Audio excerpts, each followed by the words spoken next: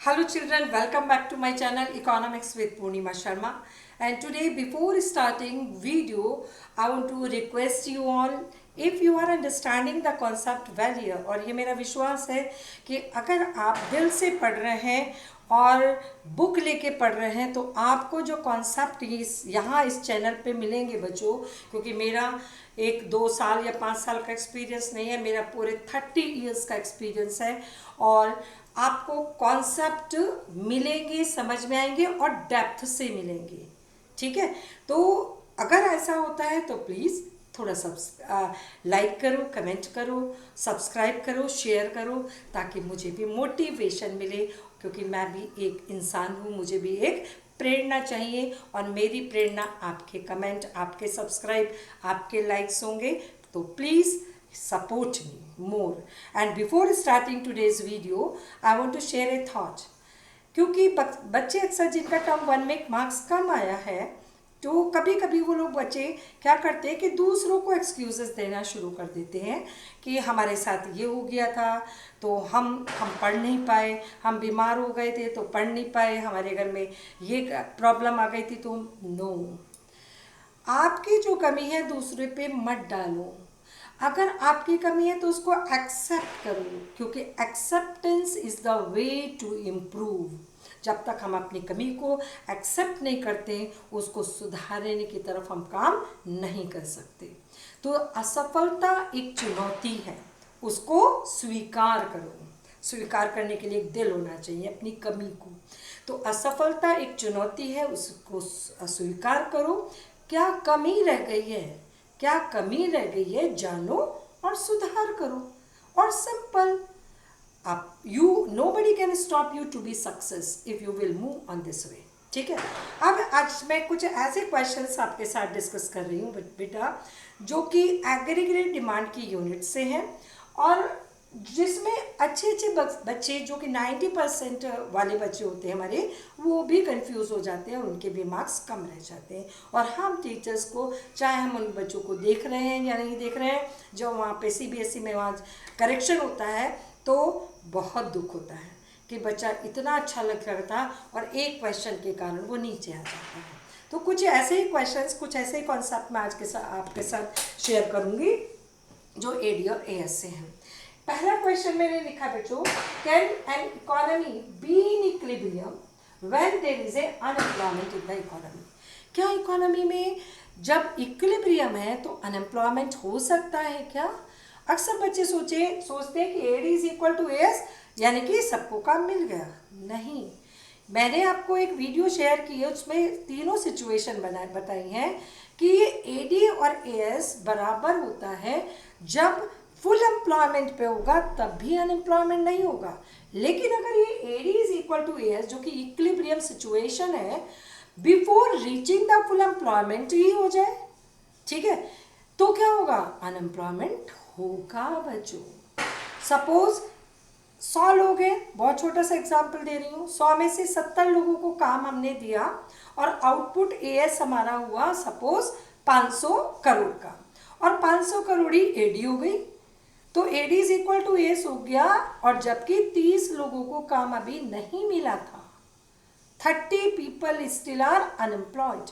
तो इसका आंसर क्या होगा? यस। यस, पहले अच्छा आंसर कैसे लिखोगे? पहले अगर ये स्टेटमेंट पूछा हो तो आप लिखोगे yes there is unemployment in the economy, in an economy when the economy is in equilibrium. जब इक्विलिब्रियम पे है तभी भी अनएम्प्लॉयमेंट हो सकता है, जब AD और AS बराबर हो जाए before reaching full employment level.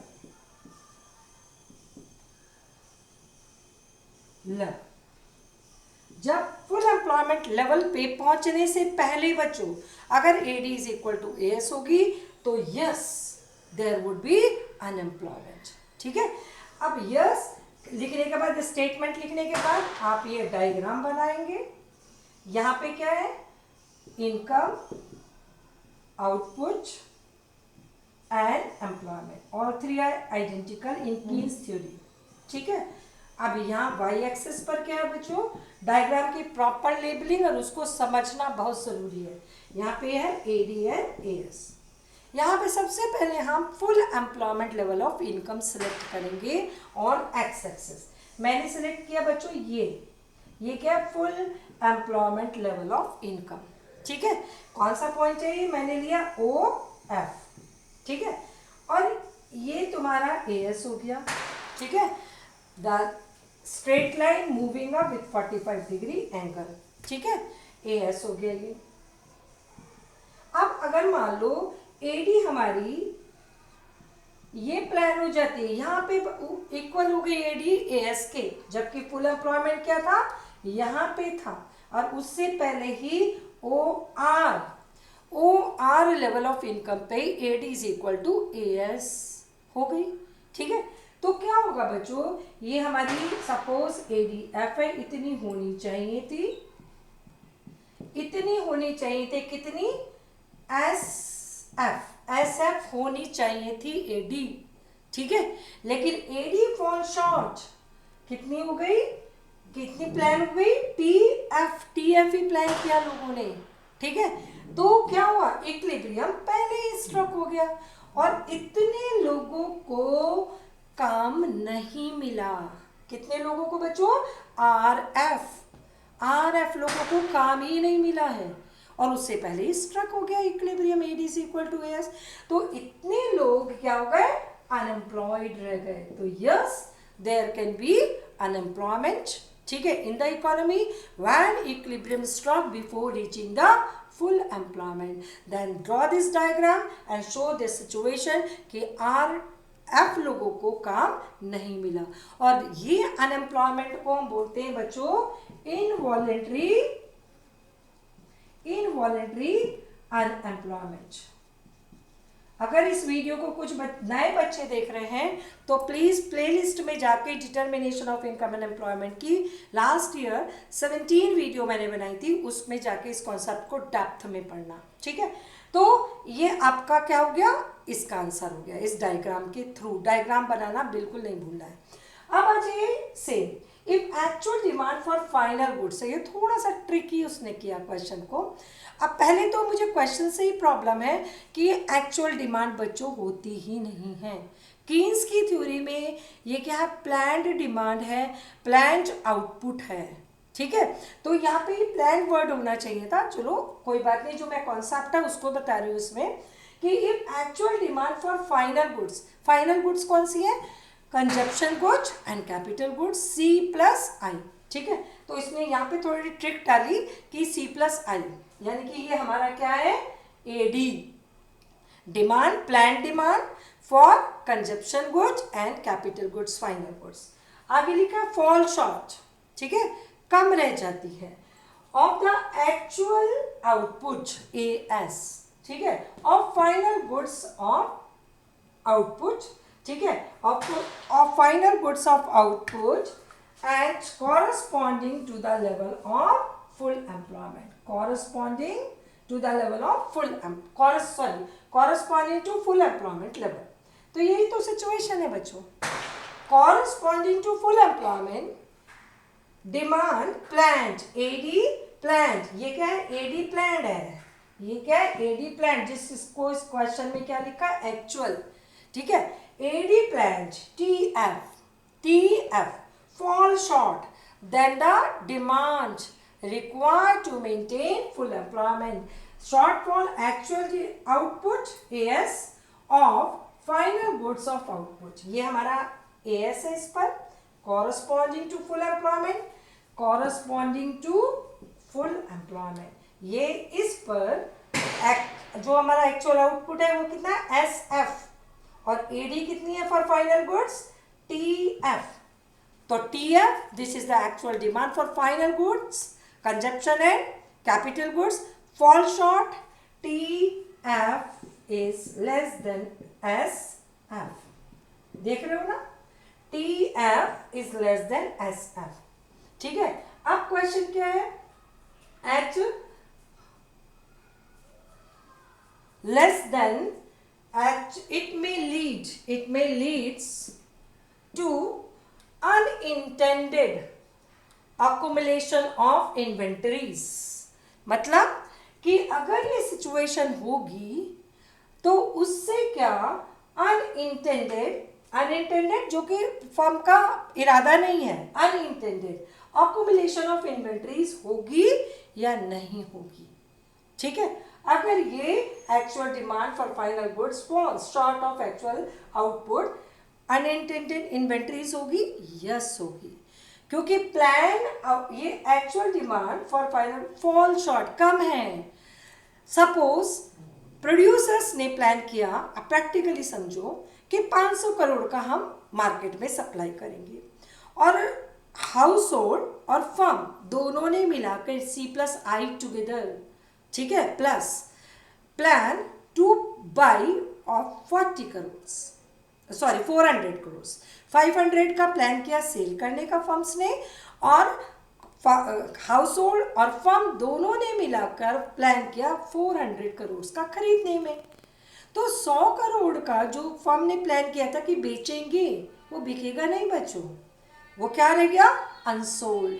तो कहाँ जाएगा unsold output? Unsold output will go to the inventories, stocks with the producer, और उससे क्या होगा, that may lead to unintended accumulation of inventories. Yes, उससे उसकी इन्वेंट्रीज बढ़ जाएंगी, that may lead to increase in the unintended accumulation. Yes, बढ़ जाएगी, क्योंकि वो बिना बिका कहाँ जाएगा बच्चों, 100 करोड़ का उसके प्रोड्यूसर अपने स्टॉक में रखेगा, और स्टॉक उसका बढ़ जाएगा, जितना उसने प्लान किया था उससे ज़्यादा।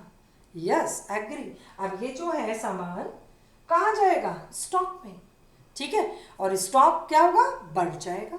ठीक है, तो एग्री करो और उसको लिखो कि भाई ऐसा होगा वास्तव में, unintended inventories, unplanned inventories of the producers of the firms will increase if AD fall short than AS planned by the firms in the economy. ठीक है, तो ये क्वेश्चन आ जाता है।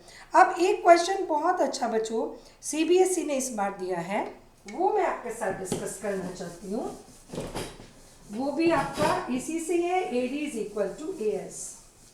एक क्वेश्चन आता है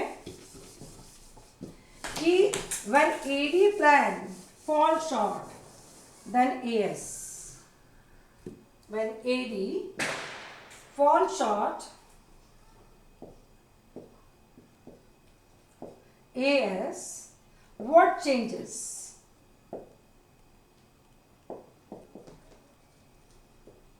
Changes will take place in the economy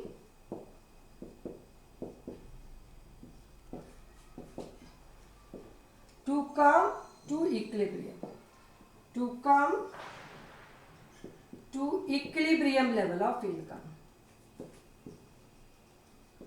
ये क्वेश्चन आता है, ठीक है, question AD fall short, saving fall short then investment, या investment fall short then saving, या AS fall short, कुछ भी 4 सिचुएशन हो सकती हैं, क्योंकि ये पूरा खेल किसका है, AD AS का। AD is equal to AS, AD is less than AS, AD is more than AS। ठीक है, और उसी से ही सेविंग और इन्वेस्टमेंट भी डिराइव होता है। ठीक है, उसको अच्छे से डीप में जाकर उस वीडियो उसको देखो, इक्विलिब्रियम की वीडियोस है। ठीक है, तो जब AD फॉल शॉर्ट, यहाँ पे कहीं भी फुल एम्प्लॉयमेंट नहीं है बच्चों। ठीक है, पहले ध्यान रखना, फुल एम्प्लॉयमेंट अलग वर्ड है।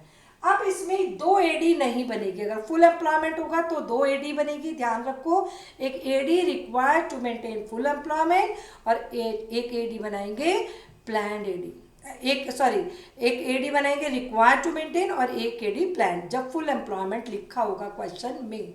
और जहाँ फुल एम्प्लॉयमेंट नहीं है मेंशन, बहुत बड़ी पहचान बता रही हूँ, ठीक है, तो वहाँ पे सिंपल एक ही AD बनाओगे आप। ठीक है, यहाँ पे बनेगा आपका कौन सा डायग्राम, ये X axis, Y axis, AD is equal to ADS and output, employment and income. ठीक है, ये AS 45 degree angle line which is also known as reference line, which is also known as Y curve, which is also known as C plus S curve। ठीक है, अब यहाँ पे simple हम AD बना देंगे।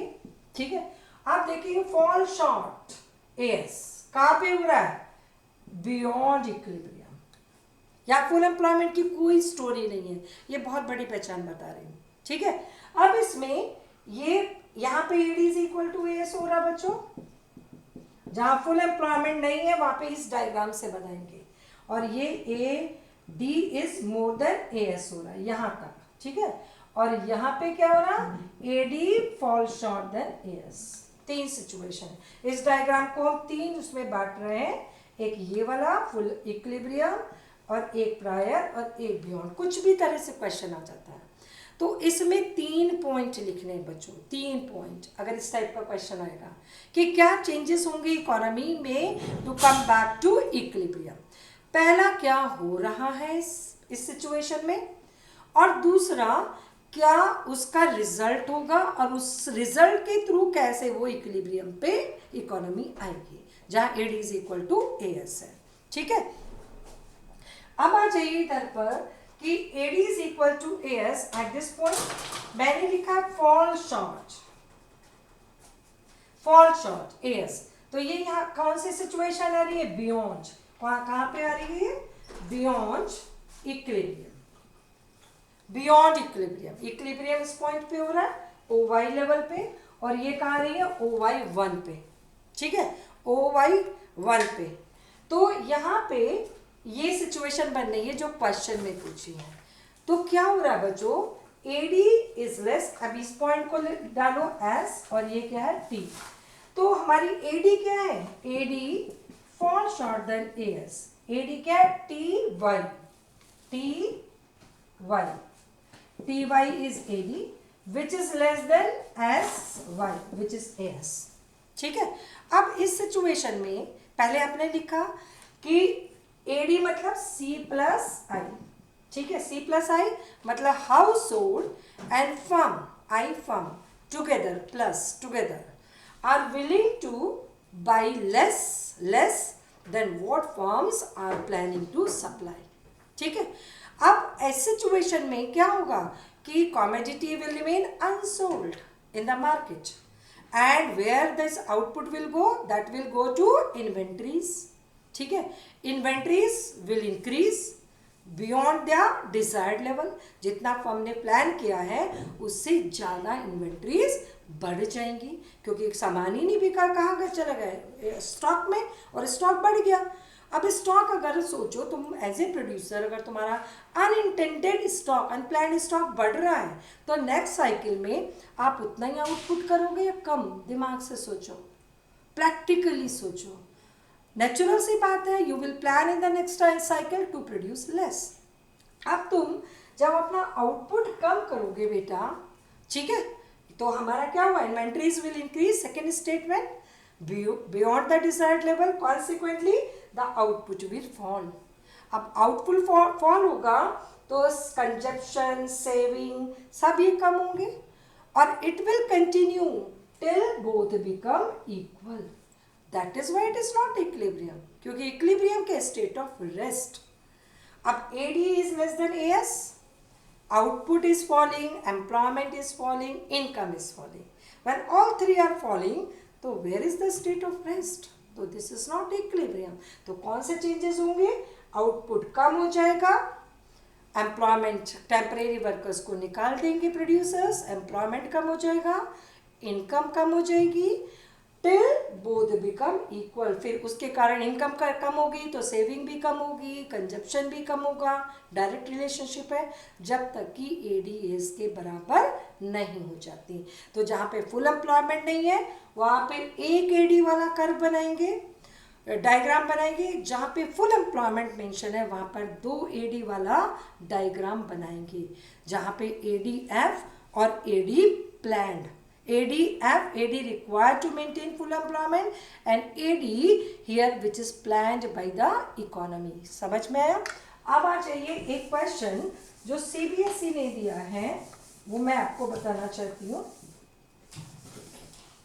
एक इफेक्टिव डिमांड का जो कॉन्सेप्ट है उसको बहुत ध्यान से पढ़ना बच्चों, क्योंकि वो इस थ्योरी की जान है जैसे, ठीक है, कि अगर वो इफेक्टिव डिमांड नहीं समझी तो आपने कीन्स की थ्योरी पढ़ी ही नहीं है, ठीक है। अब आज ये क्वेश्चन इसमें दिया है कि define effective demand. Effective demand क्या होती है? जहाँ पर AD is equal to AS होती है, वो इफेक्टिव डिमांड है। ठीक है। अब ये इन्होंने अपने which is met by the corresponding level of output. ठीक है, AD is equal to AS. अब उन्होंने बताया है explain the adjustment mechanism, explain the adjustment mechanism to attain the effective level of effective demand. अब कहीं भी इन्होंने इक्विलिब्रियम वर्ड नहीं किया जिससे आपको ये पता चल जाए कि AD is equal to AS पूछ रहा है ये। ठीक है, तो उसने सिर्फ इफेक्टिव लेवल ऑफ इनकम पूछा है। इफेक्टिव लेवल ऑफ, जहाँ पे कि explain the adjustment mechanism to attain the effective level of effective demand, effective demand where it is equal to AS. ठीक है, तो अब इसने explain that if ex ante aggregate demand is more. अब इसने वर्ड पूछ लिया कि if ex ante aggregate demand is more, ex ante aggregate supply. अगर ऐसा हो रहा है तो क्या एडजस्टमेंट मैकेनिज्म होगा कि हमारी जो डिमांड है वो इक्वल टू सप्लाई हो जाए। यहाँ सिचुएशन है, यहाँ से effective demand level of income तक कैसे पहुँचेंगे। ठीक है, ये आपका क्वेश्चन है। ठीक है, ये क्वेश्चन है। ठीक है, अब इसमें सिंपल वो एक ही डायग्राम बनाना है, एक एडी का। जब तक फुल एम्प्लॉयमेंट नहीं है तब तक एक एडी वाले डायग्राम बनाएंगे। यहाँ पे आपने इनकम, आउटपुट और एम्प्लॉयमेंट डाला। यहाँ एडी एंड एस बिना लेबलिंग के डायग्राम नहीं होता बच्चों, वो पिक्चर होती है। ठीक है, ये X axis, Y axis, 45 degree line AS. अब इन्होंने बताया AD is more than AS, AD, तो ये सिचुएशन ये है। ठीक है, AD is more than AS. ये पॉइंट किस पर है बच्चों? एडी पर। तो एडी हमारी कितनी वाई एक्सिस पर है ऐसे, तो एस टी हमारी एडी हो गई। ठीक है, और ए एस हमारी हो गई सपोज ये पॉइंट किस पे? ए एस कर्व पर देखो, तो ये के टी हमारी ए एस हो गई। तो एडी कितनी है? S T which is more then के टी इन दिस डायग्राम। ठीक है, अगर ऐसा है तो एडजस्टमेंट मैकेनिज्म आपको एक्सप्लेन करना है। एडजस्टमेंट मैकेनिज्म यानी कि खुद से वो कैसे AD is equal to A S होगी। तो वही 3 पॉइंट लिखने हैं। ठीक है, एडी क्या है तुम्हारी? C plus I. ठीक है, सी प्लस आई कर, यानी कि household and firms together are planning to buy more than what firms are willing to supply. पहला स्टेटमेंट क्या हो रहा है, दूसरा क्या होगा उसके कारण। अब इस अगर ये मान लो 500 करोड़ की हमने एडी प्लान कर दी और 400 करोड़ फर्म ने सेल करने के लिए प्लान किया, तो 100 करोड़ का आउटपुट कहाँ से आएगा? Stock sale, inventory sale. अब इन्वेंट्री से 100 करोड़ निकाल के यहाँ पे उसने सेटिस्फाई किया। अब उसका स्टॉक जो उसने प्लान किया था वो क्या हो गया बच्चों? फॉल हो गया। सपोज उसने फॉल किया था कि 300 करोड़ का स्टॉक रखेगा और 400 करोड़ सप्लाई करेगा। अब ये प्लान ज़्यादा हो गया तो 300 से अब कितना रह गया उसके पास? 200 करोड़ केवल। अब 200 करोड़ जब उसका इन्वेंट्रीज कम हो गई below the desired, below and beyond ध्यान में रखना, यहाँ पे will fall below the desired level और बाद में will rise beyond the desired level. ठीक है, तो यहाँ पे क्या लिखेंगे? इन्वेंट्रीज पहला कि household and firm together, household and firm together are planning to buy more than what the firms are expected them to, what the firms are planning to supply. ठीक है, consequently inventories will fall below the desired level. To bring the inventories, third statement, to bring the inventories back to the desired level, the producer now will plan to increase the output. ठीक है, उसको 200 से 300 करोड़ का stock करना है तो वो क्या करेगा? अपने आउटपुट को बढ़ाएगा। आउटपुट बढ़ाएगा तो उसको एम्प्लॉयमेंट भी बढ़ाना पड़ेगा, इनकम भी बढ़ाना पड़ेगा। जब तक कि ये दोनों इस लेवल पर जहाँ AD is equal to AS है वहाँ पर नहीं आ जाए। तो ये क्वेश्चन में कहीं भी AD is equal to AS नहीं बोला, कहीं भी CBSE के क्वेश्चन में कहीं भी इक्विलिब्रियम नहीं बोला, सिर्फ इफेक्टिव डिमांड वर्ड यूज़ किया है। अगर किसी बच्चे को इफेक्टिव डिमांड का मतलब ये नहीं पता होगा, इस पे पूरी एक वीडियो है क्यों होता है ये सब, ठीक है, तो वो बच्चा इस क्वेश्चन को अटेम्प्ट ही नहीं कर सकता और ये 6 मार्कर क्वेश्चन है, ठीक है। दूसरी चीज, एक बच्चे अक्सर ये भूल जाते हैं कि AD is equal to C plus I है, ठीक है। अब AD क्या है, C क्या है, this is autonomous consumption plus BY plus I, ठीक है। अब ये इफेक्टिव डिमांड होती क्यों मैं बता रही हूँ। अब यहाँ पे C और I दोनों को मिला दें तो ये क्या हो गया, प्लस BY, ठीक है। अब autonomous expenditure on consumption good and on capital goods is sometimes is denoted as A bar. A bar क्या है, autonomous expenditure on consumption and on capital goods. तो AD is equal to A bar plus B into Y, ठीक है। तो हमारा जो ADAS है उसको परफेक्टली इलास्टिक एज्यूम किया है। क्या एजम्पशन है कि AS is perfectly इलास्टिक, ठीक है। अब ये परफेक्टली इलास्टिक है, उसके कारण जो कर्व है वो कैसा है, starting from origin moving up continuously. अब तुम सोचोगे सप्लाई तो हम पैरेलल टू एक्स एक्सिस बनाते थे जब परफेक्टली इलास्टिक होती थी। तो अब ध्यान से देखो, अगर मैं AS ऐसे बना दूं बच्चों, ठीक है, तो यहाँ पे प्राइस लेवल होगा और यहाँ पे AS होगा, तब ये परफेक्टली इलास्टिक होगी। इसके कारण इस कर्व की शेप क्या है, और यहाँ पे क्या ले रही हूँ, AS, प्राइस लेवल नहीं लिया मैंने, ठीक है। यहाँ पे क्या है आपका AS और यहाँ पे इनकम, आउटपुट एंड एम्प्लॉयमेंट। तो ये क्या, 45 degree line, straight line moving up continuously. ये कभी भी क्लासिकल अप्रोच की तरह ऐसे नहीं होती है। क्लासिकल अप्रोच में ये फिर टर्न हो जाती है, परफेक्टली इनइलास्टिक होती है, लेकिन केस में ये मूविंग अप पर रहती है क्योंकि एजम्पशन है परफेक्टली इलास्टिक, ठीक है। अब उसके कारण AD हमारी इफेक्टिव हो गई। कौन डिसाइड कर रहा है इक्विलिब्रियम, केवल AD बढ़ती है तो इक्विलिब्रियम शिफ्ट हो गया E से E1। किसने डिसाइड किया ये शिफ्टिंग E से E1, केवल AD ने। किसने डिसाइड किया, AD ने। पहले AD ये थी, अब AD ये हो गई। अब नीचे किसने डिसाइड किया, AD ने, ठीक है। तो ये AD डिसाइड कर रही है, ठीक है, कि इक्विलिब्रियम कहाँ होगा, सोली डिसाइडेड बाय AD, क्योंकि AS क्या है, परफेक्टली इलास्टिक है। अब ये देखो इक्विलिब्रियम में AD में कौन सी चीज डिसाइड करेगी, ऑटोनॉमस कंजप्शन और B, ठीक है। Autonomous consumption and B decide करेगा इक्विलिब्रियम, AD डिसाइड करेगी इक्विलिब्रियम A, क्योंकि AS परफेक्टली इलास्टिक है।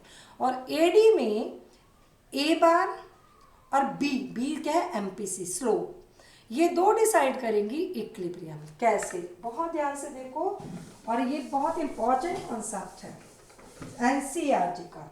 ये देखो, ये suppose equilibrium AS AD, equilibrium at E point, income, output and employment ADL AS, यहाँ पे हुआ, ठीक है। अगर मान लो A की वैल्यू तुम्हारी बढ़ जाए,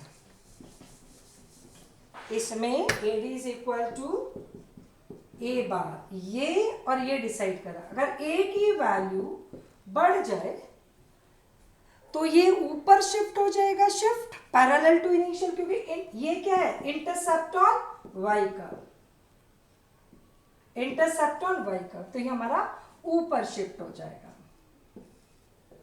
AD1, और इक्विलिब्रियम यहां से यहां शिफ्ट हो गया, तो ए बार ने डिसाइड किया ना कि हमारा इक्विलिब्रियम यहाँ से यहाँ गया। अगर ए बार की वैल्यू कम हो जाए, autonomous expenditure on consumption and capital goods कम हो जाए, तो एडी नीचे शिफ्ट हो जाएगा। और अब इक्विलिब्रियम क्या हो गया, E2। तो एडी डिसाइड कर रहा है सोली इक्विलिब्रियम, इसलिए क्या है, इफेक्टिव डिमांड प्रिंसिपल है ये कीन्स की थ्योरी। ठीक है, एक क्यों है ऐसा, क्योंकि एग्रीगेट सप्लाई को उन्होंने एज्यूम कर लिया परफेक्टली इलास्टिक, कोई भी एडी होगी वो सेटिस्फाई हो जाएगी। इसलिए एडी ऊपर जाती है तो इक्विलिब्रियम ऊपर, एडी नीचे आती है तो इक्विलिब्रियम नीचे। एडी में भी दो कॉन्सेप्ट है, एक तो ए बार का इंटरसेप्ट ऑन वाई एक्सिस, वो मैंने डायग्राम में दिखाया। दूसरा है एमपीसी बी, ये वैल्यू भी डिसाइड करती है इक्विलिब्रियम। ठीक है, अब बी क्या है आपका बच्चों, अगर बी के कारण, बी मतलब change in Y, change in C, change in C upon change in Y, ये क्या है, एमपीसी। तो ये बी क्या है, एमपीसी है। अगर मान लो ये एएस है और ये एडी, यहाँ पे इक्विलिब्रियम हो रहा है। ठीक है, अब बी की वैल्यू अगर बढ़ी तो intercept on Y axis will not change, क्योंकि ए की वैल्यू वही है, सिर्फ स्लोप की वैल्यू चेंज हो रही है। तो ये बेटा ऐसे जाएगा,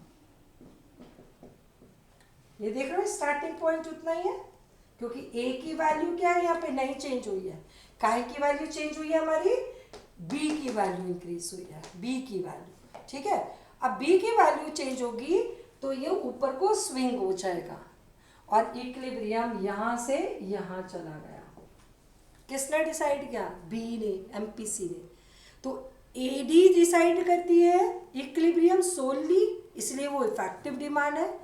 क्यों है, क्योंकि aggregate supply perfectly elastic assumption है कीन्स का। और एडी में भी ए बार जब चेंज होगा तो ऐसे जाएगा, increase in A bar autonomous expenditure, decrease in autonomous expenditure. और बी की वैल्यू चेंज होगी तो ये ऐसे स्विंग होगा, बी की वैल्यू कम हुई तो ये बन गया, बी एमपीसी की वैल्यू बढ़ी तो ये बन गया, बढ़ी तो ई से E1 हो गया, कम हुआ तो ई से E2 हो गया। ये इफेक्टिव डिमांड है, इफेक्टिव डिमांड प्रिंसिपल। अब इन्वेस्टमेंट मल्टीप्लायर में एक क्वेश्चन दिया है सीबीएसई ने, जहां पे find out the missing value का क्वेश्चन है। ठीक है, जिसमें कि दिया है, लास्ट क्वेश्चन बता रही हूं, यहाँ पे राउंड्स, ठीक है, change in I, change in income and change in C, ठीक है, एंड चेंज इन एस, ये दिया है। और आपका एमपीसी दी है उन्होंने 0.8, एमपीसी इज गिवन 0.8। ठीक है, इसके बाद आपका इन्वेस्टमेंट आई की वैल्यू दी है, change in I, change in I is equal to 100। दो ये इंफॉर्मेशन दी और आपकी ये टेबल दिया। ठीक है, राउंड्स कितने दिए, फर्स्ट एंड सेकंड।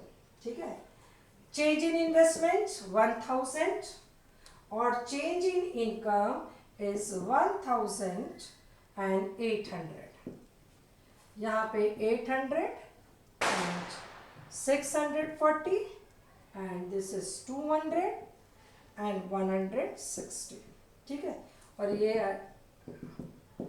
ऐसे डाला। ठीक है, राउंड ये चलता ही रहता है इन्वेस्टमेंट मल्टीप्लायर में। और यहाँ पे इन्होंने फिर टोटल में डाला बच्चों, राउंड्स यहाँ पे खत्म हो गए और टोटल में डाला है, ये change in investment is equal to 1000। ये आपको ये पता करना है एक तो, और एक ये पता करना है, दो चीजें। ठीक है, और ये है 1000। एक तो इसमें ये पूछा गया बच्चों कि के की वैल्यू निकालो, के की value, what is investment multiplier. Simple, MPC is 1.8। तो k क्या हुआ, k is equal to 1 minus MPC। ठीक है, k is equal to 1 minus 0.8, तो क्या हुआ, is equal to 1/0.2 is equal to 5 times. कितना, k की वैल्यू 5 टाइम्स, 5 गुना इनकम बढ़ेगी। ठीक है, अब दूसरा उसने ये दोनों पूछे हैं, इसकी वैल्यू और इसकी वैल्यू। अब इसकी वैल्यू यहीं से निकलेगी बच्चों। ठीक है, initial change in income k is equal to change in y upon change in i। k की हमने निकाल ली, कितनी है 5, और i की दी हुई है चेंज इन i 1000, और तो चेंज इन y कितनी हो गई 5000 is equal to change in y। तो हमारी इसकी वैल्यू आ गई 5000। अब change in y minus change in s is equal to change in c, तो ये कितनी हो गई 4000। तो इस टाइप के क्वेश्चन आते हैं, तो प्रैक्टिस करो और परफेक्शन की तरफ जाओ। Practice means perfection. God bless you and be good human being and good citizen.